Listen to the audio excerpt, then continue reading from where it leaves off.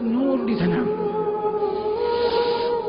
ثم أخذت فراشك، ثم تذكرت جلال الله،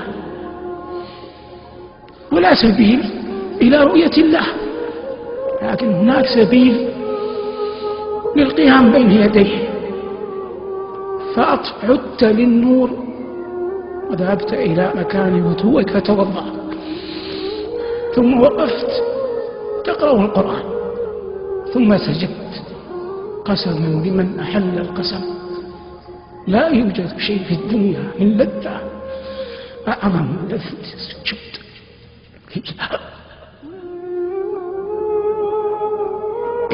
الله يقول لنبيه: وتوكل على العزيز الرحيم الذي يراك حين تقوم وتقلبك في الساجدين. قال ربنا: يوم يكشف عن ساق ويدعون إلى السجود فلا يستطيعون خاشعة أبصارهم ترهقهم ذلة وقد كانوا يدعون إلى السجود وهم سالمون.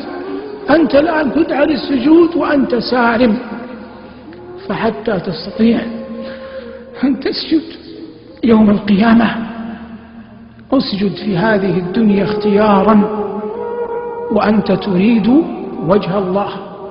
وطوبى لعبد أنار قبره قبل أن يدخله، وأرضى الله قبل أن يلقاه، وصلى قبل أن يصلى عليه.